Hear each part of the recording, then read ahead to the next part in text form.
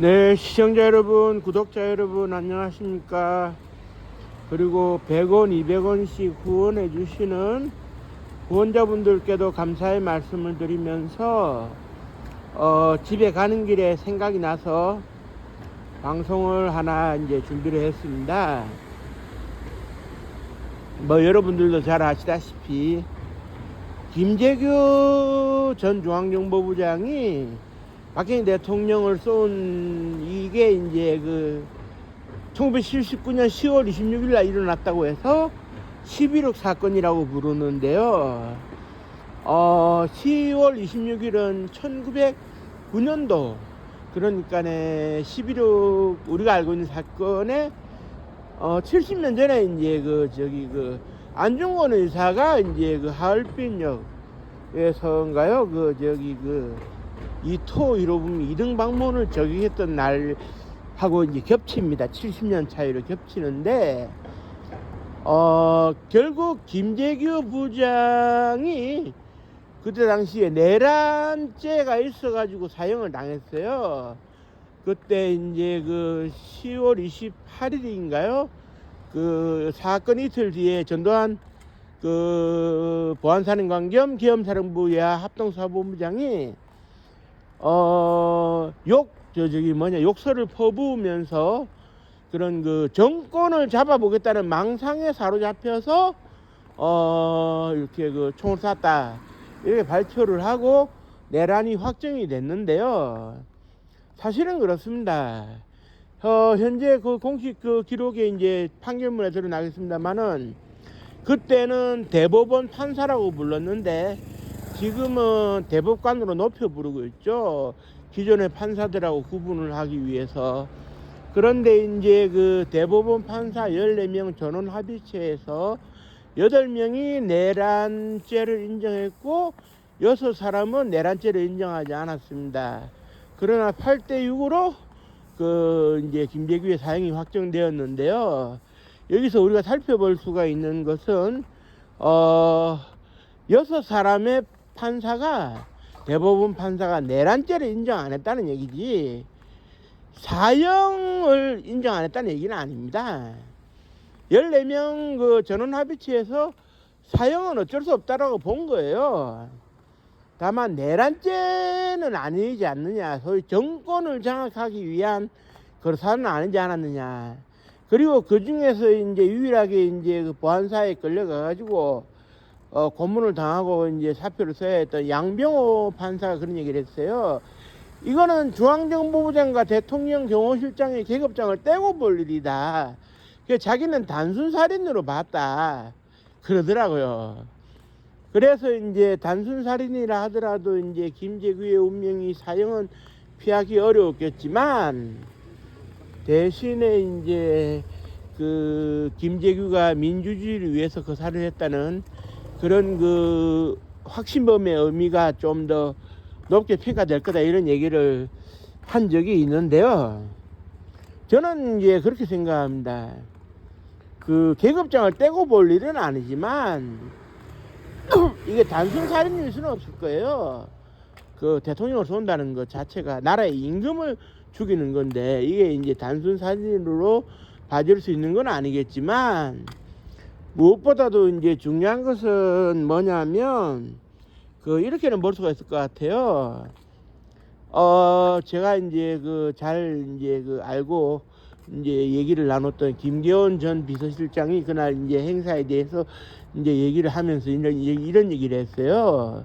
그날 삽교천 방조제 준공식 행사에 참석해서 기분이 한껏 좋아진 박정희 대통령이 술을 한잔 하면서 오늘은 아마 정치 얘기가 안 나올 것 같다는 그런 감을 잡고 이제 술자리에 들어갔는데, 양주를 한 두세 잔 마시니까 신민당과 김재규 김영삼 총리 이야기가 나오더라. 그래서 이제 분위기가 썩 좋지 않았는데, 박정희 대통령이 얘기를 할 때마다 옆에서 차재철 경호실장이 뭐랄까요, 그런 추임새를 넣더라.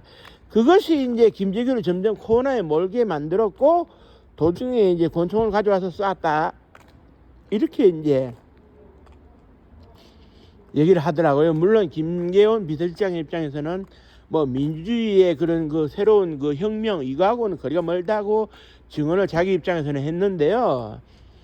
그런데 이제 김재규 입장에서 제가 봤을 때 이게 단순 살인은 아니겠습니다만은 박정희 대통령을 쓰러뜨려서 유신을 끝내야 되겠다는 생각은 있었고 정치적 목적은 있었지만 정권을 장악하기 위한 그런 그 내란으로서 그 어떤 무언가를 하기 위한 그런 그건 아니었다. 저는 이렇게 봐지는 것이 김재규의 입장에서는 총을 쏘고 난 다음에 뭘 해야 될지를 몰랐어요. 궁정동 안가를 빠져나가는 것만 중요했지. 그 예를 들면은 뭐 박근혜 대통령의 시신을 옮기지 말라든지 이런 그 지시가 있어야 되는데 지시가 없었으니까 그 궁정동을 지키던 그 박선호 의전과장이 아무것도 하지 못하는 상황이 이제 돼버리지 않았습니까? 그런 걸로 봤을 때 결국 김재규는 뒤에 계획이 없었던 것으로 이제 미뤄보건데 뭐랄까요, 이제 그 김재규가 이제 그 자기는 이제 그 설거지를 하려고 했다. 제2공화국처럼 금방 무너질 것 같아서 설거지를 하려고 그랬다고 그랬는데 어쨌든 이제 김재규가 본인은 뭐 야수의 심정으로 유신의 심장을 쏘았다고 했는데 꼭 야수의 심정이었는지는 모르겠어요. 하지만 분명한 것은 정권을 장악할 의도는 없어 보였을 뿐만 아니라 뭐라 그래야 될까요? 어쩌면은 박정희 대통령을 저격하고 끝을 내는 그 선에서 마무리가 되는 상황. 물론 이제 그 일반 살인으로 보기는 쉽지 않겠습니다만은 그렇게 이제 얘기를 하다 보면은 일반 살인으로 보여질 가능성도 없지 않아 있겠습니다만, 그런데 이제 무엇보다 중요한 것은 내란 목적 살인, 즉 다시 말해서 정권을 장악하기 위한 망상에 사로잡혀 있었다는 게 아닌 것이 되어진다면 일반 살인으로 이제 떨어질 수도 있는 얘기고 그냥 형사재판에서 사형 선고를 받는 것일 수 있게 되어지는데, 만일에 이제 정권을 장악하기 위한 망상이 아니었다, 그래서 내란죄가 아니었다라고 한다면 그러면은 역사적인 판단에서 재심이 더 진행이 돼야 되겠죠. 무슨 얘기냐? 김재규에게 내란죄가 성립하지 않는다면 명령 체계 하에서 거부할 수 없는 명령에 따랐을 뿐인 중앙정보부의 그때 당시 부하들 박선호 의전과장, 그 박흥주 수행비서관, 그 다음에 유석술, 김태원, 이기주, 이런 사람들, 유성옥, 이런 사람들은 뭐랄까요, 사형으로 갈 수 있는 상황은 아니지 않았을까. 그래, 이제 유석술 씨의 경우에는 징역 3년을 이제 선고받고, 이제 권총원 언닉한죄로 3년을 선고받고 끝이 났는데, 저는 그렇게 생각합니다. 김재규가 다시 말씀드려서 내란이 아니었다, 내란죄가 이제 무죄가 된다면, 그러면은 이제 뭐라 그래야 될까요? 단순 이제 명령에 의해서 가담했다고 볼 수 있는 박선호 의전과장이나 박흥주 대령, 김태원, 이기주, 그 다음에 유성옥, 이런 사람들은 뭐랄까요, 단순 명령에 따른 살인으로 이제 간주가 돼가지고 법적으로 봤을 때는 이제 사형은 아니고 유기징역형으로 떨어질 수 있는 상황이 되는 거거든요. 그렇기 때문에 김재규가 만일에 내란이었다라는 것이 재확인되고 끝난다면 유가족의 공허한 외침은 아쉬움으로 끝나겠지만, 김재규가 내란은 무죄로 선고를 받게 된다면 그러면 당연히 이제 부하 5사람도 재심을 해야 되겠죠. 글쎄 김계원 비서실장 진영에서는 유가족들이 그렇게 무기징역으로 떨어진 거에 그냥 만족을 하는지 여타 움직임을 보이고 있지는 않습니다. 그리고 이제 비서실장이었던 사람이 대통령이 돌아가시는 상황에서 막지 못한 것도 죄인인데 이제 와서 다시 잘잘못을 가리겠다, 이거는 아닌 것 같다 싶어서라도 그 어떤 입장 표명을 안 하는 것 같은데, 그때 실제로 사형을 당했던 5사람의 부하들은 김재규가 내란죄가 성립이 안 되면 자기들이 사형 당할 가능성은 낮다고 봤을 때 사형이 억울하지 않았을까 해가지고 이제 재심을 청구할 수도 있다는 이런 그 얘기입니다. 물론 그 재심이 되느냐 안 되느냐는 일단 김재규가 내란의 혐의가 있었느냐 없었느냐부터 먼저 이번 재심에서 이제 봐야 되는데, 뭐 일단은 뭐 김재규로서는 할 말을 다 했으니까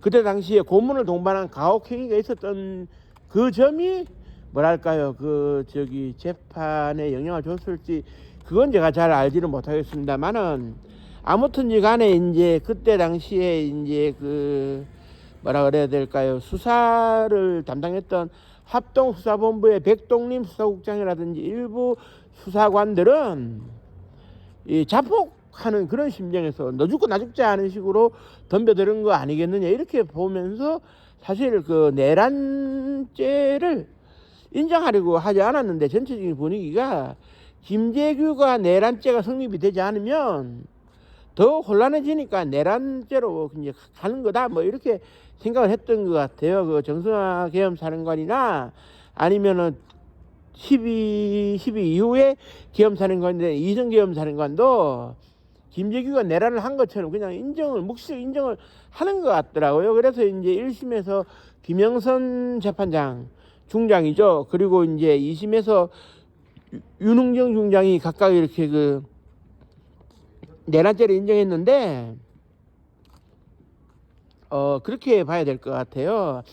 그때 당시에 군법회의는 아무래도 이제 그 중차대한 사건이 요즘 같으면은 형사 재판 소위 서울중앙지방법원에 간다고 했을 때 재판부 배당 무슨 죄송합니다, 목소리가 갑자기 그 재판부 배당부터 해가지고 인정신문부터 해가지고 첫 공판 기일이 잡히는데도 두어 달이 걸릴 수 있는데, 그때 당시에 그 11월 중순에 11월 16일인가요? 그 군법회의에 기소를 해가지고 12월 초에 이제 재판이 시작이 되고, 그래서 제가 기억나는 게 그 당시에 이제 그 보통 군법회의에서 8일, 2월달에 이제 80년 2월달에 고등군법회의에서는 3일 겨우 재판을 했거든요. 이걸 시시비비를 제대로 따질 수 있을지도 의문이고, 속전속결에 의해 가지고 뭔가 짜여진, 김재규의 운명은 사형으로 간다는 것이 짜여진 그냥 뭐 대역부도한 사람이다 이렇게 이제 본 것 같은데, 뭐 이제 대역부도하다 이렇게 얘기가 되니까 이제 뭐 그 당시에서는 이제 뭐 당연히 이제 그 권력을 그 장악하기 위한 그런 망상에 사로잡힌 그런 범죄로 보는 거겠죠. 그런데요, 지금에 와가지고 이제 법적인 시각이 달라졌을지 안 달라졌을지, 그리고 이제 재판부가 자유로운 상황에서 국민적인 여론에 이제 좀 영향을 받을지 안 받을지도 알 수는 없어요. 그때 당시에는 이제 그 합동수사본부장이었던 전두환 장군의 의중이 거의 뭐 반영이 되다시피 해가지고 이제 재판이 이제 졸속으로 진행된 측면이 있는데, 지금처럼 사법부가 독립되어 있고 독립을 보장받아 가지고 아주 자유스럽게 이제 재판을 해서 심리를 할 수 있을 때는 어떤 결과가 나올지 사실 알 수는 없어요. 알 수는 없는데, 일단은 김재규 재판을 지켜보면서 내란죄 부분의 유무를 우리는 따져봐야 될 겁니다. 그리고 난 다음에 이제 김재규가 내란이 그대로 인정이 되면은 뭐 이제 끝나는 거고, 다만 내란이 인정이 안 되고 내란 부분은 무죄였다라고 봐진다면은 일반 살인에 준해 가지고 명령을 거부할 수 없는 상태에서의 그런 그 뭐랄까요, 군대와 같은 조직에 있어 가지고 이제 그런 그 어쩔 수 없이 이제 살인행위에 동참을 했다 해가지고 가담자 그 부하 5명이 유기징역형으로 떨어질 수 있는 사형은 아니었을 텐데, 이렇게 또 이제 그 재심이 있을 수 있으니까요. 일단은 그 재판부 서울중앙지법에서 재판부 배당은 이루어졌으니까 인정신문부터 해서 기록을 다시 한번 검토하고 그 공판을 새롭게 시작하는 날짜가 지정되기까지는 조금 시간이 걸릴 겁니다. 그리고 지금 중앙지방법원이 물리적으로 이제 윤석열 대통령과 관련돼 가지고 이제 재판 영향을 쏟다 보니까 아무래도 이제 그 좀 이렇게 그 뭐라 그래야 됩니까? 그런 그 많은 그 저기 부담이 있어 가지고 순차적으로 진행이 될 것 같은데요. 서울중앙지법에서 이제 재판이 이제 재심이 재개되면 그때 상황에 따라서 제가 또 방송으로 또 알려드리도록 하겠습니다. 다만 결론적으로 말씀드릴 때 제가 보는 견지에서는 내란은 아니었다. 하지만 계급장을 떼고 단순 살인으로 보기도 좀 어렵지 않느냐.